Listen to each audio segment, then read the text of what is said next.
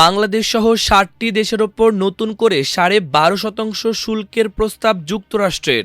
হামলা পাল্টা হামলার মধ্যেই মার্কিন বাহিনীকে আইআরজিসির কঠোর হুঁশিয়ারি। দিল্লিতে হোটেলে ভয়াবহ আগুনে নিহত ২০।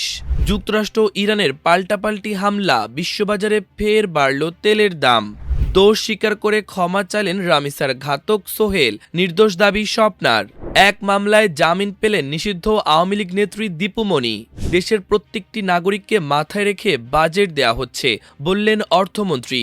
জোরপূর্বক শ্রম নিয়ে উদ্বেগের কথা উল্লেখ করে বাংলাদেশ সহ আরও ৫৯টি দেশের ওপর নতুন শুল্ক আরোপের প্রস্তাব দিয়েছে যুক্তরাষ্ট্র। ট্রাম্প প্রশাসন স্থানীয় সময় মঙ্গলবার ৬০টি দেশ থেকে আমদানিকৃত পণ্যের ওপর অতিরিক্ত ১০% বা ১২.৫% শুল্ক আরোপের প্রস্তাব দেয়। শুল্ক আরোপের কারণ হিসেবে বলা হয়েছে, জোরপূর্বক শ্রমের মাধ্যমে উৎপাদিত পণ্য মার্কিন বাণিজ্যকে বাধাগ্রস্ত করছে। এ কারণেই এমন প্রস্তাব দেয়া হয়েছে। খবর রয়টার্সের। মঙ্গলবার মার্কিন বাণিজ্য প্রতিনিধিদের কার্যালয় ইউএসটিআর এ প্রস্তাব প্রকাশ করে। এটি ধারা ৩০১-এর অধীনে অন্যায্য বাণিজ্য চর্চা সংক্রান্ত একটি তদন্তের সর্বশেষ ফলাফল।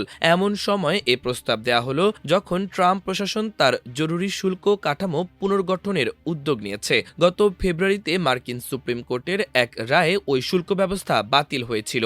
ইউএসটিআর জানিয়েছে, জোরপূর্বক শ্রম সংক্রান্ত তদন্তের পরিপ্রেক্ষিতে কানাডা, ইকুয়েডর, ইউরোপীয় union, Indonesia, Mexico, Pakistan, Argentina, Bangladesh, Cambodia, El Salvador, Guatemala, Malaysia, Taiwan এবং যুক্তরাজ্য থেকে আমদানিকৃত পণ্যের ওপর ১০% অতিরিক্ত শুল্ক আরোপের সিদ্ধান্ত নেওয়া হয়েছে। বাণিজ্য সংস্থাটি আরও জানিয়েছে, তদন্তাধীন বাকি ৪৫টি দেশের ওপর অতিরিক্ত ১২.৫% শুল্ক আরোপ করা হবে। গত ২৪ ঘণ্টায় ইরান যুক্তরাষ্ট্রের মধ্যে চলা হামলার মধ্যেই এবার যে কোনো আগ্রাসনের কঠোর জবাব দেওয়া হবে বলে হুঁশিয়ারি দিয়েছে Iran. Islamic Revolutionary Guard Corps IRGC এক বিবৃতিতে জানায়, হরমুজ প্রণালীর নিরাপত্তা বিঘ্ন করায় আগ্রাসী মার্কিন সামরিক বাহিনীকে চড়া মূল্য দিতে হবে। বিবৃতিতে বলা হয়, গতকাল গভীর রাতে আগ্রাসী মার্কিন সামরিক বাহিনী হরমুজ প্রণালীর কাছে একটি ইরানি তেল ট্যাঙ্কারে ক্ষেপণাস্ত্র হামলা চালায়। এতে ট্যাঙ্কারটির ইঞ্জিন রুমের ক্ষতি হয়। বিবৃতিতে আরও বলা হয়, এই আগ্রাসন এবং হরমুজ প্রণালীতে আইন লঙ্ঘনের জবাবে যুক্তরাষ্ট্র ইসরায়েলের পানায়া নামের একটি জাহাজে হামলা চালানো হয়েছে।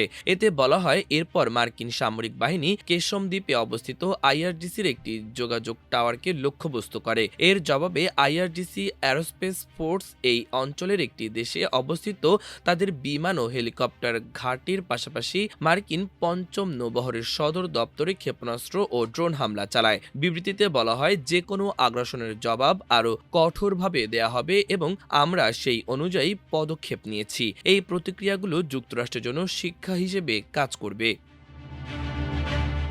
ভারতের রাজধানী দিল্লির মালব্য নগরের একটি হোটেলে ভয়াবহ আগুনে অন্তত ২০ জন মারা গেছেন।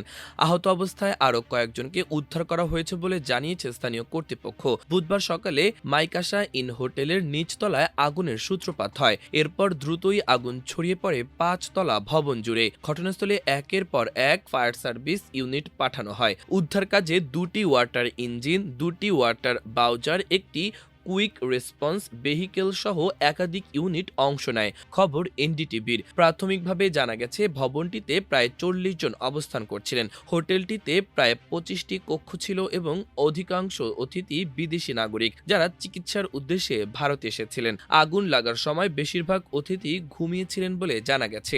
পরিস্থিতি এতটাই ভয়াবহ হয়ে ওঠে যে অনেকে প্রাণ বাঁচাতে জানালা দিয়ে নিচে লাফ দেন।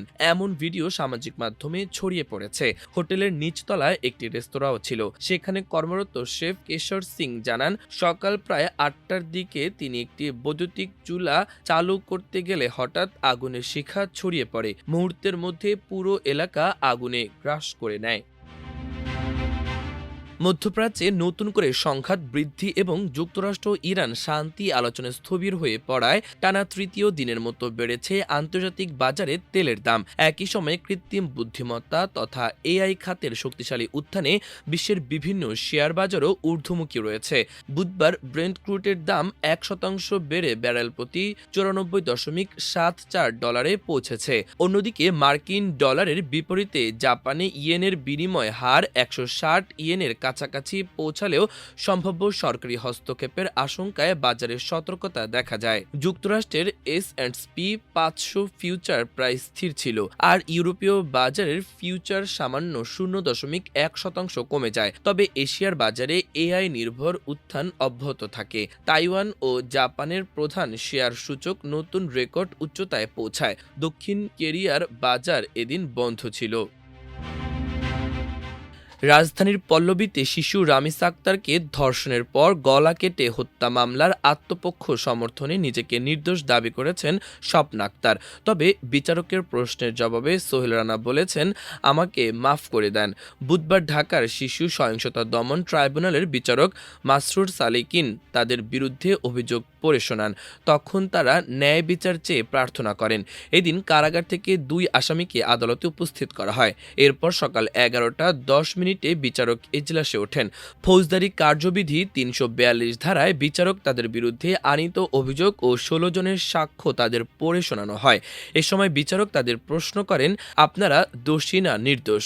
উত্তরে স্বপ্না নিজেদের নির্দোষ দাবি করে বলেন, আমি কিছু করি নাই, আমি নির্দোষ। তবে সোহেল রানা বলেন, স্যার আমি নির্দোষ, খালাস চাই, আমাকে মাফ করে দেন। আমার সাথে ডলার ছিল, সেটা কেউ দেখে নাই। তাকে ধরেন স্যার, সেও তো দোষী। এরপর আদালত যুক্তিতর্ক উপস্থাপনের জন্য আগামীকাল বৃহস্পতিবার দিন নির্ধারণ করেন। সাবেক মন্ত্রী ও কার্যক্রম নিষিদ্ধ আওয়ামী লীগের যুগ্ম সাধারণ সম্পাদক ডাক্তার দীপুমণি একটি মামলায় জামিন পেয়েছেন। তবে আরও 6 মামলায় তাকে কেন জামিন দেওয়া হবে না জানতে চেয়ে রুল জারি করেছেন হাইকোর্ট। বুধবার হাইকোর্ট সূত্রে এ তথ্য জানা গেছে। মঙ্গলবার বিচারপতি মোহাম্মদ খায়রুল আলম ও বিচারপতি শেখ আবু তাহেরের হাইকোর্ট বেঞ্চ রাজধানীর বিভিন্ন থানায় করা 7 মামলায় হাইকোর্টে জামিন চেয়ে আবেদন করেন দীপুমণি। এরপর হাইকোর্ট আদেশের জন্য এদিন ঠিক রাখেন। ছাত্র জনতার অভ্যুত্থানের মুখে 2024 সালের 5 আগস্ট আওয়ামী লীগ সরকারের পতনের পর 19 আগস্ট রাতে রাজধানীর বারিধারা থেকে দীপুমণিকে গ্রেপ্তার করে পুলিশ। সেই থেকে তিনি কারাগারে রয়েছেন। তার বিরুদ্ধে হত্যা, মানবতাবিরোধী অপরাধ, দুর্নীতি ও সহিংসতার নির্দেশনা সহ প্রায় 38টিরও বেশি মামলা রয়েছে। বাংলাদেশের প্রত্যেকটি নাগরিককে মাথায় রেখে বাজেট দেওয়া হচ্ছে বলে মন্তব্য করেছেন অর্থমন্ত্রী আমির খুসরো মাহমুদ চৌধুরী। বুধবার সচিবালয়ে প্রধানমন্ত্রীর সঙ্গে বৈঠক শেষে তিনি এসব কথা বলেন। অর্থমন্ত্রী বলেন, বাজেট ভালো হবে। বাংলাদেশের প্রতিটি মানুষকে চিন্তায় রেখে বাজেট দেওয়া হচ্ছে। আমাদের খারাপ সময় ভঙ্গুর অর্থনীতি, তার মধ্যে আমরা চেষ্টা করেছি। বাংলাদেশের প্রতিটি মানুষের কথা চিন্তা করেছি। সবাইকে মাথায় রেখে বাজেট দেওয়া হবে ইনশাল্লাহ। সরকারের উপর প্রচুর ঋণের বোঝা জানিয়ে তিনি বলেন, সব দিক থেকে অর্থনীতির অবস্থা খুবই খারাপ। তারপরও এই অবস্থার মধ্যে আমরা দায়িত্ব নিয়েছি। এরপরও বাংলাদেশের প্রতিটি মানুষকে মাথায় রেখে বাজেট দেওয়ার চেষ্টা করছি। কারণ বাজেটের এই অর্থনীতিতে সবার অংশগ্রহণ যাতে নিশ্চিত করতে পারি এবং অর্থনীতির সুফল যাতে প্রত্যেকটি নাগরিকের কাছে যায়, সেগুলো মাথায় রেখে প্রণয়ন করার চেষ্টা করেছি। আমির খুসরো মাহমুদ বলেন, আমরা খুব একটা ভঙ্গুর অবস্থার মধ্যে আছি। বিগত সরকারগুলো থেকে আশা করি এটা একটা ভালো শুরু হবে। একটু সময় দিতে হবে, শুরুটা আশা করি ভালো হবে। এখান থেকে আমরা সামনের দিকে ভালোভাবে এগিয়ে যেতে পারবো। তিনি আরও বলেন, যে অর্থনীতি বাংলাদেশের জনগণের স্বার্থ সংরক্ষণ করতে পারবে এবং যে উন্নয়ন স্বপ্ন আমরা দেখাতে চেষ্টা করছি, ট্রিলিয়ন ডলার ইকোনমির দিকে আমরা যাচ্ছি, সেটা যাতে বাস্তবায়ন হতে পারে সেই চেষ্টা করছি। মাল্টিমিডিয়া ডেস্ক, আমার দেশ।